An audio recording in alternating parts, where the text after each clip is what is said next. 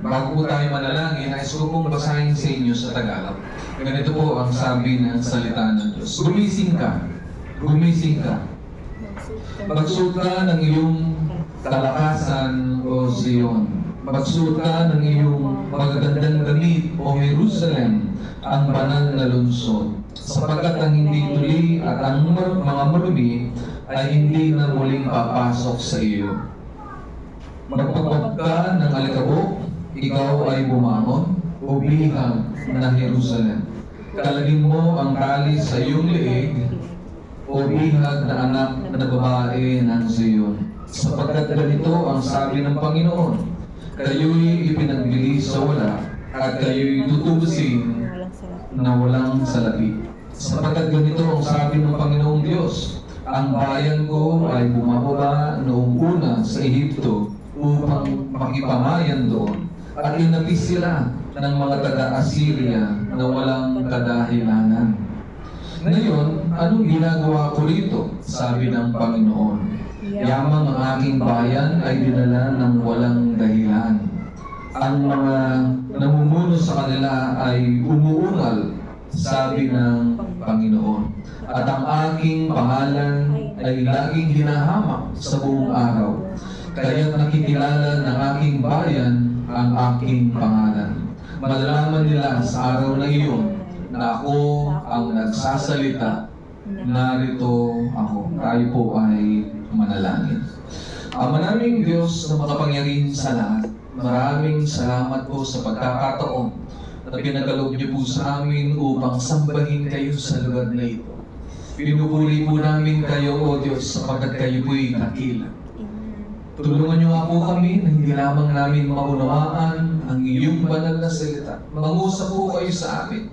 Baguhin po ang aming mga buhay at aming mga isipan ay buksan sa katotohanan na kayo po'y tapat magpakailanman. Bigyan niyo nga po kami ng pananampalataya upang maniwala at lakas ng loob para sumunod. Pakalinisin niyo kami sa aming karumihan, O Banal na Espiritu ng buhay na Diyos, kayo po'y magturo sa amin. Luwalhatiin po ninyo ang iyong banal na pangalan, aming Panginoong Hesus. Ito po ang aming dalangin at ang lahat po'y magsabi ng Amen and Amen. Maaari na po kayong maupo. Muli po, isa pong maligayang anibersaryo po sa ating church at bagaman po, maraming pagsubok. Ito pong mga nakaraang panahon, tayo po ay nagpapatuloy sa ating pananampalataya. At maging po sa ating pong pagtuloy sa gawain, yung mga hamon hindi nawawala. Talagang ang dami pong pagsubok tayong kinakaharap, whether personally, sa family, at tayo po corporately as a church. And you know what? Many people respond to sadness, frustration, and pain without, or rather, they respond with denial of reality. Di ba ganun po ang karamihan sa atin? Pag pangit yung nangyayari, pag merong hindi maganda, ayaw tanggapin yung katotohanan na yun. They deny the reality. And some do this by sleeping. Kaya itinutulog na lang yung mga problema. Alam mo yung lingkod, ganun rin po ang coping mechanism ng yung lingkod. Pag mahirap yung buhay, may mga problema, itinutulog na lang. Sino po dito ang mga phlegmatic? Kayo po ba ay phlegmatic? Usually, pag phlegmatic ka, itinutulog mo na lang ang iyong problema. And then, sleep can be a means of escape from painful experiences. No wonder the sale of sleeping pills is at an all-time high. Kaya nga po, marami po nagdidepende po sa gamot. At marahil inisip nyo, yung mga may kaya lang gumagawa nito. Even among the very poor and homeless, the use of substances that lull the consciousness can readily be observed among what we call batang damo o batang hamog rather, and rugby boys of Metro Manila. Indeed, sleep can be a mean of escape from painful reality. Hindi po ba mayaman man, mahirap, Pag mahirap yung sitwasyon, no, tinatakasan ko. Yan po ang realidad ng buhay.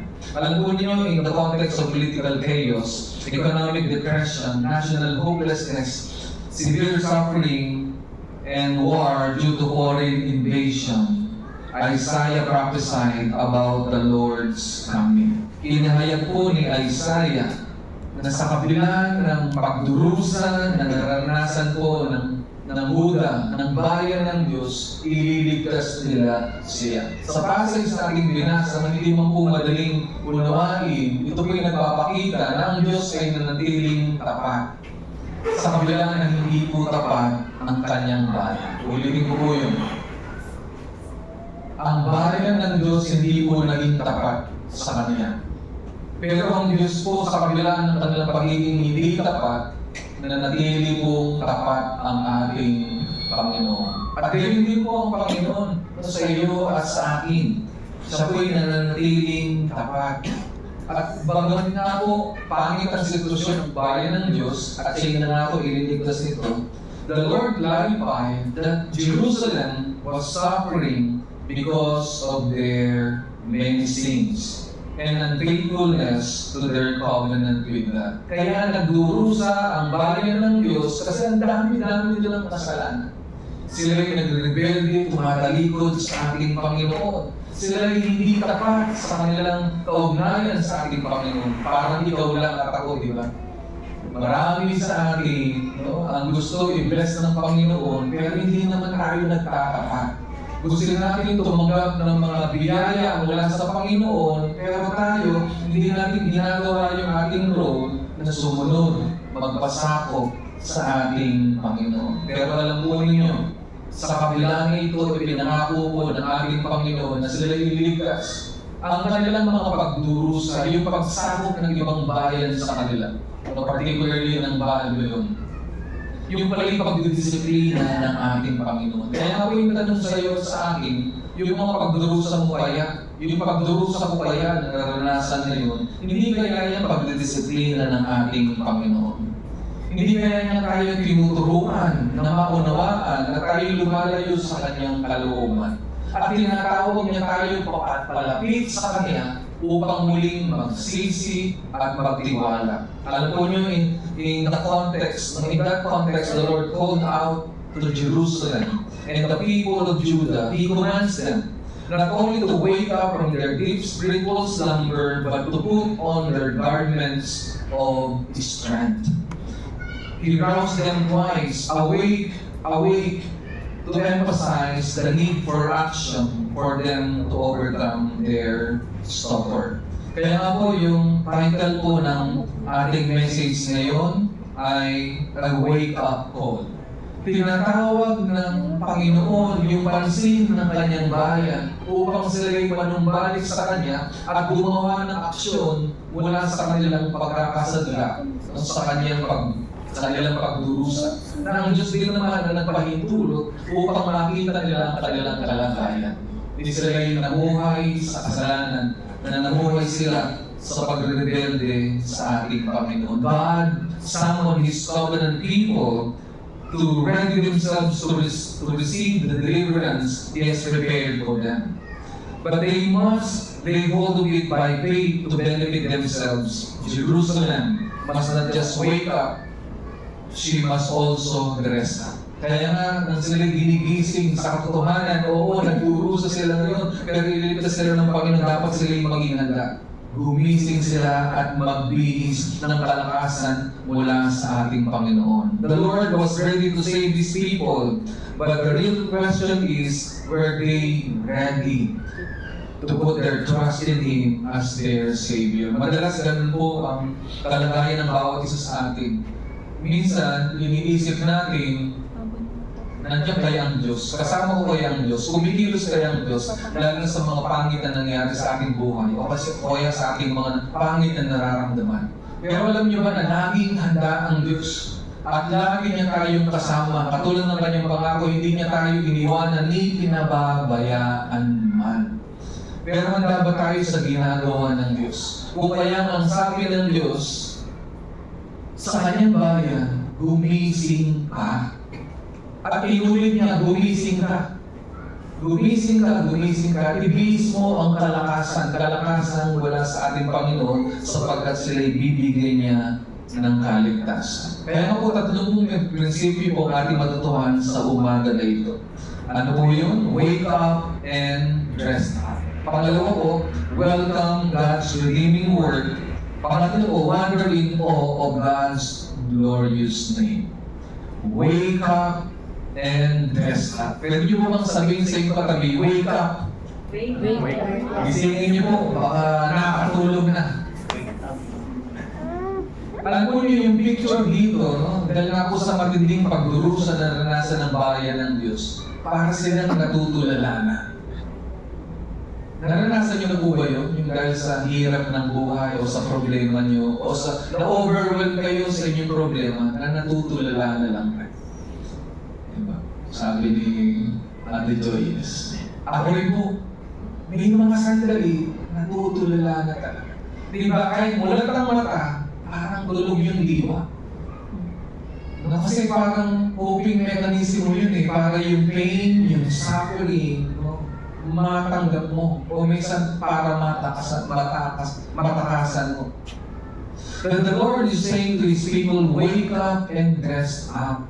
Arise from your spiritual slumber. Para po sa iyo at sa akin bilang anak ng Diyos, clothe yourself with your identity in Christ the Lord. Dapat maunawaan natin na bagaman gaano mang kalalim yung pwede nating kasaglakan, natutulala na tayo sa mga suliranin ng buhay, yan man ay dala ng ating kasalanan, kaya tayo dinidisiplina ng Panginoon, o kaya kagagawan niya ng ibang mga tao, kailangan natin gumising at ibigis ang kalakasan mula sa ating Panginoon. At tayo bilang mga mananampalataya, we can clothe ourselves with our identity in Christ, our Lord. Meaning, we are purchased, redeemed to be victorious in our lives. Bagaman ang bayan ng Diyos nakaranas ng pagkabigo, pagsasakop, no? O kaya nga po, ang pangalan ng Panginoon ay hinahamak, ang Diyos pa rin po ay magliligtas sa kanila. Kung kaya sila po tinatawagan na they should wake up and dress up. Mga kapatid, abandon the temptation to remain in a state of stupor. No? Arise. Ang sabi po sa Isaiah 52 verses 1 to 2, no? Buksan po natin muli ang ating Bible at marahil guhitan natin yan, markahan po natin ang sabi ng salita ng Diyos. Awake, awake, put on your strength, O Zion. Pag nakakita po natin yung word na Zion, ang ibig sabihin nito, yung bayan ng Diyos. No? Put on your beautiful garments, O Jerusalem, the holy city, for there shall no more come into you the uncircumcised and unclean. Shake yourself from the dust and arise, be seated. O Jerusalem, loose the bonds from your neck, O captive daughter of Zion. Yung picture po, sabi niya, gumising ka, ibigis mo ang lakas mo, pero meron siyang sinabing, sabi niya, arise and be seated. Teka muna, paano yun? Tumayo ka, tapos umupo ka. No, yung pagbangon ay tanda po ng pag-asa yun, pero yung pag-upo, ibig sabihin, ilalagay ka sa kalalagayan ng tama. At yan ang ginagawa ng ating Panginoon. Sa ating pong pagsunod sa Kanya, inilalagay niya tayo sa tama nating kinalaglalagyan. Sapagkat tunay nga po, mabuti ang ating Panginoon. That's why we need to be awakened from our spiritual slumber and clothe ourselves with our identity in Christ. Bilang mga mananampalataya, kailangan nating mabuhay ayon sa ating panawagan. Tayo po'y kaisa ng ating Panginoon. Hindi po tayo mga bigo. Marahil bigo yung sitwasyon natin. Marahil bigo yung mga nangyayari sa ating buhay. Pero teka muna, hindi tayo tinawag ng Panginoon para mamuhay sa kabiguan. Kung may kabiguan ka mang nararamdaman ngayon, kung meron ka mang matinding kalungkutan na bumabalot sa iyong mga puso, kapatid, ikaw ay kay Kristo. At kay Kristo tayo ay may pag-asa. Kaya hindi po tayo papadiktas kung ano po yung ating nararamdaman o nararanasan. Tayo po'y handa na sumunod sa ating Panginoon. Mga kapatid, be ready to receive the salvation God has prepared for you. Lay hold of it by faith. Kaya nga po, ano man po yung sitwasyon natin, sa pamamagitan ng pananampalataya, tayo po ay magpapatuloy. Tayo po'y lalakad na may katapangan at katatagan. The Lord promised His deliverance. He shall chase away and remove the enemies of that oppresses us from our presence. They shall never triumph over us. Opo, may mga araw na napakahirap. May mga araw na parang ang tagal-tagal, parang hindi nalilipas. Pero hindi po yan mananatili. Ang Panginoon po, itatawid niya tayo at tayo po tutulungan niya na mapagtagumpayan ano man po yung ating kinakaharap na balakid man o problema o suliranin. Ano po kaya yung balakid o problema na yung kinakaharap ngayon? Ano kaya yung mga hadlang para magpatuloy kayo sa ating Panginoon? Alam po niyo, huwag tayo manalangin ng isang buhay na madali. Kasi hindi po dadali ang buhay. Hindi niyo po napansin, pahirap ng pahirap yung buhay. Pero sa lakas at biyaya ng Panginoon, kaya po nating pagtagumpayan ito. Kaya po nating maging matatag. Kaya po nating higit pang mas maging malakas. At talunin yung mga kalaban sa ating buhay. Talunin o higitan yung mga pagdurusa na ating nararanasan. Indeed, the Lord will give us triumph because our Lord is victorious. The Lord promises deliverance. He shall chase away and remove the enemies that oppresses us from our presence. They shall never triumph over us. However, we have the responsibility to shake ourselves from the dust and rise to loose the bonds of captivity from our necks. Meron po tayong mga responsibilidad. Inihanda ng Diyos yung kaligtasan mo, inihanda ng Diyos o ipinangako niya na ihahanguin ka niya sa inyong pagdurusa, pero kailangan nating gawin yung ating role. Ano yun? Manindigan sa kanyang mga pangako at sumunod sa kanyang kalooban. At dito, ang sabi ng salita ng Diyos, gumising ka. Ginigising niya ang kanyang bayan at ibihis ang kanyang kalakasan. The necessities of humility and repentance must be expressed by His people. Kailangan po, meron po tayong pagpapakumbaba. Tayo po ay magkaroon ng pagsisisi, pagbabalik loob sa ating Panginoon, pagbabago ng ating isip. Hindi po pwede yung, dahil kung ano po yung nangyari sa iyong paligid, tatanggapin mo na lang.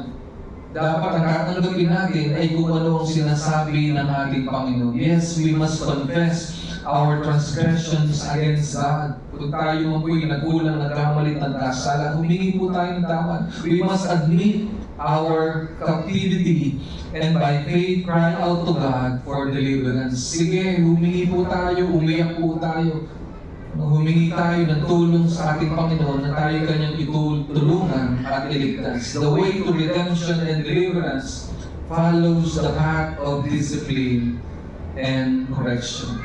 Kung tayo po ay nagkakamali, ang Diyos po, dinidisiplina niya tayo. Kung ikaw ay anak ng Diyos, sigurado, pag nagkamali ka, didisiplinahin ka niya. Pero kung ikaw, sinasabi mo, anak ka ng Diyos, nagkakasala ka, sinasadya mo, pero walang masamang nangyayari sa iyo sa kabila ng iyong pagkakasala, abay magduda ka. Baka hindi ka anak ng Diyos. Meron po ba kayong nakikita gano'n?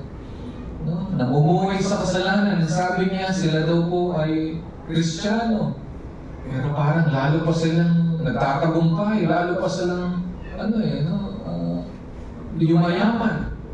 Alam po ninyo kung anak ka ng Diyos, tunay kang anak ng Diyos, pag nagkamali ka, tiyak ikaw ay papaluin. If you sin against God, you will be in trouble. Why? The Lord will chasten you. The Lord will discipline you. Not to destroy you, but to bring you back to to Him. Ganun po ang nature ng ating Diyos. Katulad ng isang mapagmahal na magulang. Didisiplinahin niya ang anak pagka nagkamali at nagkasala. Para alin? Para matuto at hindi mapahamak. Kaya huwag po tayong masisiyahan kung tayo po ay tumatalikod sa Panginoon kasi hindi tayo dinidisiplina ng ating Panginoon. Nawa nga po ang Diyos maranasan natin na maging sa kabila ng ating pagkukulang at pagkakamali pagkakasala, tayo manunumbalik sa Kanya. The way to redemption and deliverance follows the path of discipline and correction. And salvation is the next toll gate after discipline. Makinig po kayo mabuti. God's deliverance follows correction. God's deliverance follows correction. Tunay nga po, kung tayo po ay tinutuwid ng ating Panginoon, tiyak ililigtas niya tayo. Kaya nga po, ang ganda ng pangako ng Diyos sa Ephesians 5:14. This is why it is said, wake up, sleeper, rise from the dead, and Christ will shine on you. Kaya sa tuwing pagbagsak natin, tayo man ay nagkamali o dahil sa ibang tao kaya tayo nagdusa, tayo'y babangon at muling magliliwanag ang ating Panginoon. Luke 15:21, katulad po ito nung picture, di ba doon sa prodigal son. Bagaman yung prodigal son, talagang itinakwil niya, pagkatapos niyang i-enjoy ang kayamanan ng kanyang magulang, nang siya'y magsisi, manubalik sa kanyang magulang. Ito po yung picture, sabi ni Jesus sa Luke 15. The son said to him, Father, I have sinned against heaven and against you. I am no longer worthy to be called your son. But the father said to his servants, Quick, bring the best robe and put it on him. Put a ring on his finger and sandals on his feet. Bring the fattened calf and kill it. Let's have a feast and celebrate. For this son of mine was dead and is alive again. He was lost and is found. So they began to celebrate. No? Nakita niyo po, ganun po. Katulad ng Ama na sinabi ni Jesus sa kwento na ito, ang Ama natin sa langit. Sa isang nagsisisi, ikaw ay tatanggapin ng ating Panginoon. Nasabi ko yun, di ba? Bininisan siya ng robe. Tandaan yung kanyang rightful place sa pamilya ng ating Panginoon. Mga kapatid, wake up and dress up. Pangalawa po, welcome God's redeeming work. Pag tayo po'y dinisiplina ng Panginoon, tayo nagsisisi, manunumbalik na sa Kanya, tayo po'y maging handa na i-welcome yung pagtubos ng Panginoon sa atin. Welcome God's redeeming work. Understand that the Lord can freely, truly, and fully liberate. Kaya tayong palayain ng ating Panginoon. Sabi niya po sa Isaiah 52, verse 3-4, For thus says the Lord, you were sold for nothing and you shall be redeemed without money. For thus says the Lord, my people went down at the first into Egypt to sojourn there, and the Assyrian oppressed them for nothing. Alam po nyo, kakatuwa po yung statement na ito kasi yung sabi, ibinenta daw nila yung sarili nila nang wala mang kita. Pero sila daw po ay babawiin ng Panginoon na hindi rin daw po magbabayad. Sa madaling salita, sayang lang. Usually kasi yung mga alipin, binibili yan eh.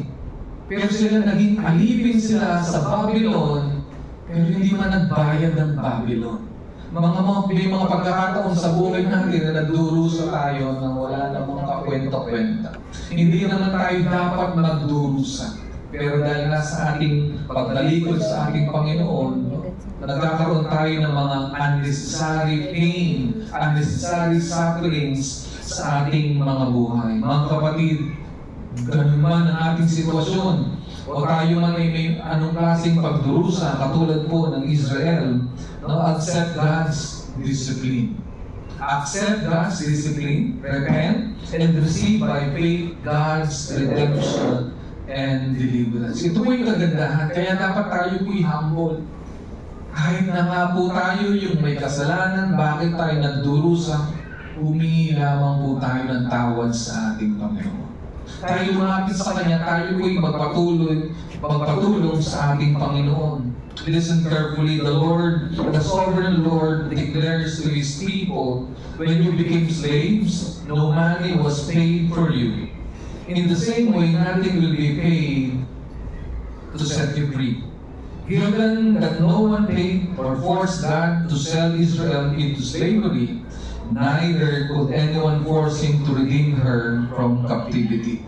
The Lord will set her free out of His own accord and initiative. Also, there were no obstacles to His redeeming her, since He alone has sent Judah into captivity out of His own volition. The Lord declared three important truths in verse 3. Ano po yung tatlong mahalagang katotohanan na dineclare niya? Una po, God's covenant people, Jerusalem, were handed over to Babylon by God Himself. Ang Diyos po ang nagpahintulot at siya po mismo ang nagbigay sa kanyang bayan sa Jerusalem para sakupin. As an act of discipline because of their unfaithfulness to the covenant. Ganun po ang katotohanan. Kaya kung ikaw po'y anak ng Diyos, ang Diyos ay gagawa ng paraan para matuto ka at madisiplina. However, Babylon paid nothing, and so the Lord owed nothing. God doesn't owe anything to anyone. Hence, it is perfectly acceptable and righteous for God to act again, but this time in redemption. Alam po niyo, ang Diyos hindi po siya nagsasawa na ikaw at ako ay iligtas sa kabila man ng paulit-ulit na pagtalikod at pagkakasala. Ganyan po ang Panginoon. The Lord will remain faithful despite of our unfaithfulness. Kaya nga po naman maging grateful tayo sa Panginoon kasi hindi man tayo nagiging tapat sa Kanya. Mananatili siyang tapat. And in verse 4, the Lord traced Israel's history of oppression and the sequence of oppressors. The oldest and the latest oppressions represented all of those that Israel had undergone. The implication is that since God can really liberate, He could redeem His people from self-imposed and enemy-imposed captivities. The promise of redemption was good news. God was not only willing but also able to deliver His people. The promise was evangelion, good news. The gospel is the fulfillment of the Word of God in the midst of the people of God through the ministry of the Son of God. Kaya nga po ang Diyos, ipinahihintulad niya yung kabiguan, kadiliman, pagdurusa, kasi doon niya po higit nalulhating yung kanyang sarili. Doon niya ipapakita na siya nga ang tagapagligtas. Kaya huwag po tayong matatakot. Kung tayo man po'y mapupunta sa isang sitwasyon na parang bagang napakapangit, nakakatakot, mahirap na sitwasyon, dapat ma-excite tayo. Bakit? Mararanasan natin ang pagliligtas ng ating Panginoon. Alam mo niyo, madali itong sabihin, pero mahirap gawin. Pero salamat sa Panginoon kasi nung tayo po'y nag-celebrate ng 6th anniversary, bakit po natin itinutulak na dapat tayo magdiwang? Kasi tapat po ang ating Panginoon. May mga tao nag-isip, nagsasabi, hindi na magpapatuloy ang gawain na ipinagkatiwala sa atin ng Panginoon. Pero maraming salamat. Hindi mo ihinto ang Diyos sa kanyang katapatan. Tayo man po ay napunta sa isang sitwasyon na mahirap. Nasa mahirap pa rin po tayong sitwasyon, hindi po ba? Tignan niyo nga po inyong katabi. Sige po, tignan niyo po sila. Sila ang mga tao na kasama natin. Sa kabila ng mahirap na sitwasyon, tayo po'y nagpapatuloy. Nais ko pong sabihin sa inyo, hindi po magiging madali yung mga susunod na sandali sa buhay ng ating church. Pero titiyakin ko po sa inyo, gaano man kahirap ang mga susunod na kabanata ng ating buhay, personal man o ng church na ito, patuloy pa rin po na ipapakita ng Panginoon na siya ang ating tagapagligtas. Patuloy po na sa gitna ng kadiliman, pagliliwanagin niya ang kanyang banal na pangalan. Ang tanong, handa po ba tayo na magpatuloy at umasa sa katapatan ng ating Panginoon? Kaya nga po mahalaga na sa ating pong mga pagdurusang kinakaharap, matuto po tayong magpakumbaba at umasa sa kanyang pagliligtas, sapagkat hindi po tayo mapapahamak.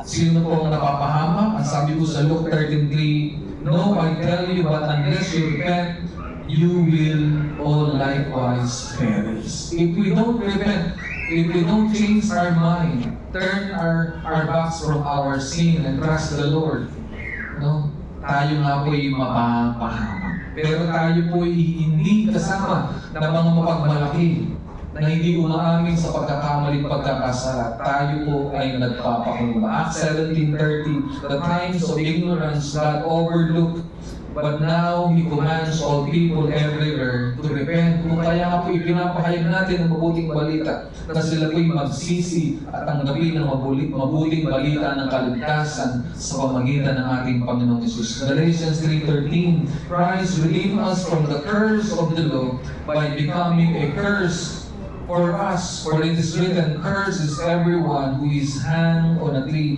Binatako, Diyos, no, yung pagdurusa para lang ikaw at ako'y palayain sa pagdurusa at sa sumpa ng ating Panginoon. Ephesians 1:7, "In Him we have redemption through His blood, the forgiveness of our trespasses according to the riches of His grace." Ulitin po natin yun, basahin po natin ng malakas.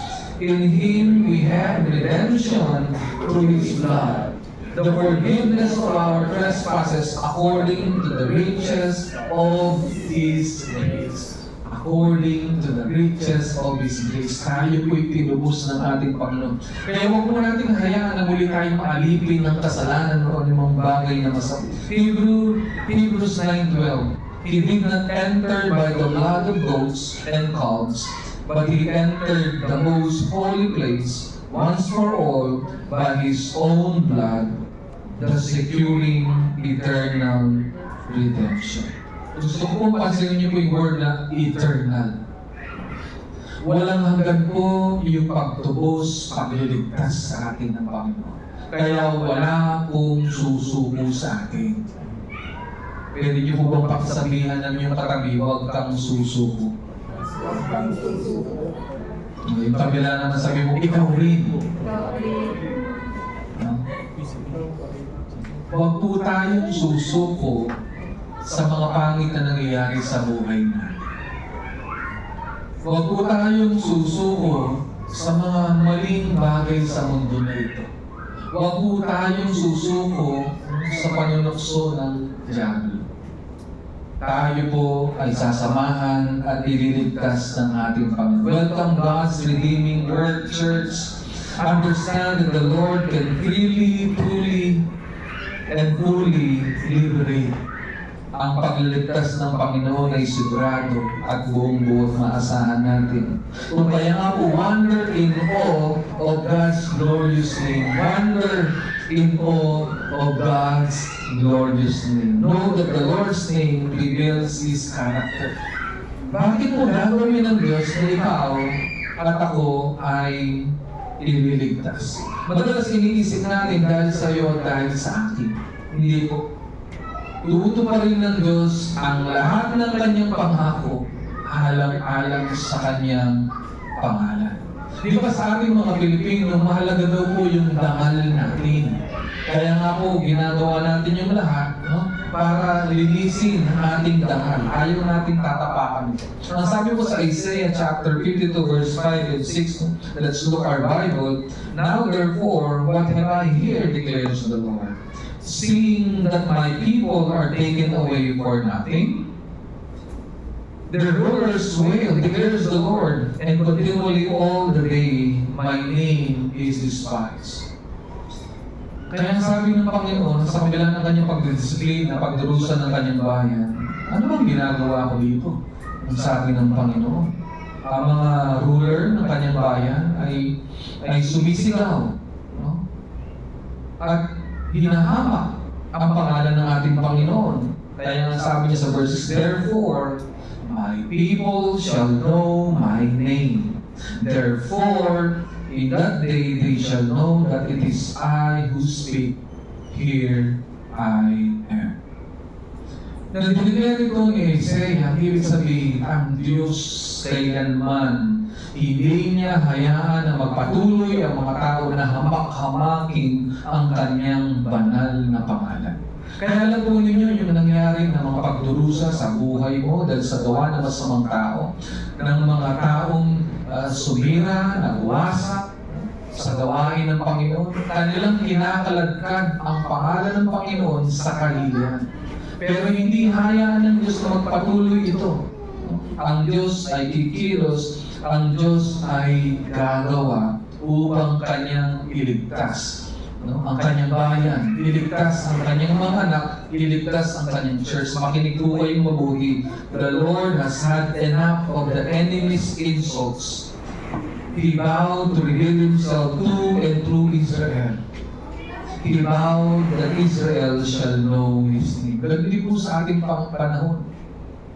Kaya maghintay lamang po tayo sa pagliligtas ng Panginoon. We will not take matters into our own hands. Hindi tayo didiskarte sa ating mga sarili para umayos yung buhay natin. Hayaan natin ang Diyos ang kumilos sa buhay natin para ayusin niya yung ating sitwasyon. Ano ibig sabihin nun? Magtitiwala tayo sa Kanya, huwag tayong gagawa ng masama. Sumunod lang tayo sa Kanyang kalooban, manindigan tayo sa Kanyang mga pangako, at umasa na ang Diyos ay kumikilos at gumagawa para sa iyong ikabubuti at para sa aking ikabubuti. Magtiwala tayo kung sino siya. Siya yung mabuti. Mabuti po ang ating Panginoon. Alam niya po yung ating mga pagdurusa. Yung mga gabi na basang-basang yung unan dahil sa iyong luha. Alam niya yun. At magtiwala po tayo sa kanyang kabutihan at katapatan. The Lord will deliver His people, that there will be no doubt that He was the only true God. Sa tuwing tayo po ay mapupunta sa sitwasyon na nakakatakot, sa sitwasyon na parang bagang walang pag-asa, doon po natin asahan ang pagliligtas ng ating Panginoon. Doon po natin asahan na siya po'y kikilos sa patutunayan na siya nga ang Panginoon. Doon po natin higit na makikilala kung sino nga ang ating Panginoon. Alam po nyo, natutuwa po ako sa inyo. Lalo po sa ating pong mga kamanggagawa. Kasi ginagawa natin yung lahat-lahat. Kay Kapampangan, lahat-lahat. Yan, walang AIDS. Ginagawa natin yung lahat-lahat kasi alam natin na the Lord is good, the Lord is faithful, and He deserves all praises, honor, and glory. At siya yung nagligtas sa akin. Pinagkaloob niya ang kanyang kaisa-isang anak. Ano pa kaya ang hindi niya kayang ibigay sa atin? At dahil nga po ang Diyos, concerned siya sa kanyang banal na pangalan, tutuparin niya lahat ng kanyang mga pangako. Ang tanong, alam po ba natin yung pangako ng Diyos? Kaya nga patuloy po kayo hinahamon, buklatin po natin ang ating mga Biblia. Kilalanin natin ang Panginoon, tandaan natin ang kanyang mga pangako, kasi hindi isang pangako niya. Hindi pwedeng hindi yan matupad. Tutuparin niya ang lahat ng kanyang pangako, alang-alang sa kanyang banal na pangalan. Kaya nga po sabi ni Ezekiel sa Ezekiel 36, "But I had concern for my holy name, which the house of Israel had profaned among the nations which they came. Therefore say to the house of Israel, thus says the Lord God, it is not for your sake, O house of Israel, that I am about to act, but for the sake of my holy name, which you have profaned among the nations to which you came. And I will vindicate the holiness of my great name, which has been profaned among the nations, and which you have profaned among them. And the nations will know that I am the Lord, declares the Lord God, when through you I vindicate my holiness before their eyes. I will take you from the nations and gather you from all the countries and bring you into your own land. See, kahit ang bayan ng Diyos paulit-ulit nilang kinakalagkan sa kahilingan ng Panginoon, hindi kayang talikuran ng Diyos kung sino siya. Hindi niya pwedeng pabayaan ang dangal ng kanyang banal na pangalan. Ganyan kabuti ang ating Panginoon. And the Lord can turn our shame into His fame. Bagaman ipinahiya ng bayan ng Diyos, ng Israel, ng Huda, si Yahweh na kanilang Panginoon, ang Diyos, binaligtad niya yung kanilang kahihiyan para sa kanyang kaluwalhatian. Psalm 9:10, and those who know your name put their trust in you. Those who know your name put their trust in you. Do we know God? If we know God, we put our trust in Him. For you, O Lord, have not forsaken those who seek you. Hindi niya pababayaan ang sino mang humahanap sa Kanya. Proverbs 18:10, the name of the Lord is a strong tower, the righteous man runs into it and is safe. Ang matuwid po ay patuloy na tumatakbo sa ating Panginoon at siya po'y ligtas. Why? Because the Lord is a strong tower. Philippians 2:9, therefore, God has highly exalted Him and bestowed on Him the name that is above every name, so that at the name of Jesus every knee should bow in heaven and earth and under the earth, and every tongue confess that Jesus Christ is Lord, to the glory of God the Father. Matthew 1:21, she will bear a son, and you shall call his name Jesus, for He will save His people from their sins. Tunay nga po mga kapatid, ang kalulatian ng Diyos ay ang ating Panginoong Yesus. As I close, mga kapatid, we must be reminded that in a wretched and rebellious creation, hurt is inevitable. Dahil po napakasama ng mundong ating ginagalawan, tiyak, ikaw at ako, makakaranas ng sakit, pagdurusa ng pain. Are you hurting right now? Ano kaya yung nagdulot sa'yo, nabunsod sa'yo ng hurt sa buhay mo? Hindi daw po may iwasan yan mga kapatid.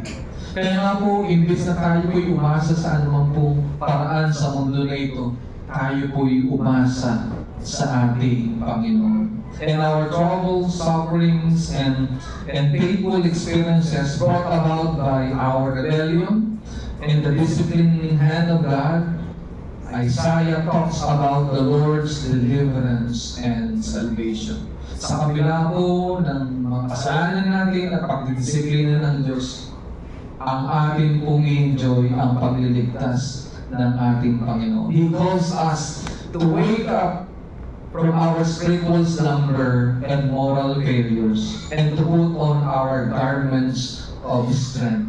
God summons us to ready ourselves to receive the deliverance He has prepared for us.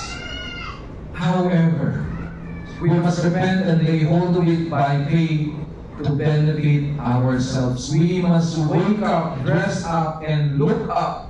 The Lord is ready to save us, but the real question is, are we ready to put our trust in Him as our Savior? The Lord is the liberator of His chosen nation, the deliverer of His covenant people, the sanctifier of His royal priesthood. He shall come and save those who are His. Kaya nga po pangako niya sa 1 Peter 2:9-12, shall we read together aloud.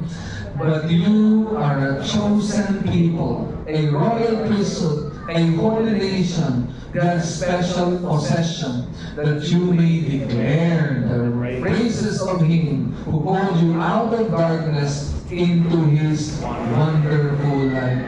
Iyan tayo bilang bayan ng Diyos dahil sa ating Panginoon. He shall come and save, for Savior is His name. Believe in Him, live in Him, talk about Him, Jesus alone saves. Tayo po yung muko, tayo po yung manalangin. Ama naming Diyos na makapangyarihan sa lahat, maraming salamat po. Na sa kabila po ng katotohanan na sa mundong ito, marami pong pagdurusa. Dahil unang-una kami po yung nagkakamali, nagkakasala. Makasalanan ng mga tao sa mundo na ito. Naglipa na po ang kasamaan, ang kabuktutan sa aming pong paligid, kung kaya po may pagdurusa. Pero salamat, sapagkat kung kami po'y nagkakamali, nagkakasala, kami po'y inyong dinidisiplina, tinatawag pabalik sa inyo upang talikuran namin at layuan ang aming mga kalikuan at kasalanan. Panginoon, saklolohan niyo po kami sa marami naming pagdurusa. Ito man po'y bunga ng aming mga kasalanan o kasalanan ng iba. Lord, marami sa amin hirap na hirap po sa kanilang sitwasyon. Kahabagan niyo po, O Diyos, ang inyong pong mga anak. Kami nga po ay inyong iligtas, katulad ng inyong pangako. Sibilan niyo nga po ang aming mga puso ng tunay na kagalakan. Panginoong Jesus, maghari po kayo sa amin, O Banal na Espiritu ng buhay na Diyos. Ipakita nga po ninyo ang iyong kapangyarihan sa buhay ng bawat isa sa amin. At lubos po namin kayong maranasan. Magliwanag nga po kayo, O Diyos, sa buhay ng bawat isa sa amin. At maitanyag nga po, wala pong pangalan kung hindi ang aming Panginoong Jesus. Sa iyo po papuri, sa iyo po pasalamat, at ito po ang aming dalangin sa tanging ngalan po ng aming Panginoong Jesus. At ang lahat po ay magsabi na Amen and Amen. Purihin po ang Panginoon. Tayo ang lahat ay tumayo. Para po sa ating pagsamba, sa ating pagbibigay. Hinda po natin ating mga kaloob. Thank you po, Pastor Joey, for sharing God's Word. Ngayon po, dadako na tayo sa ating worship and giving. Tayo po yung manalangin.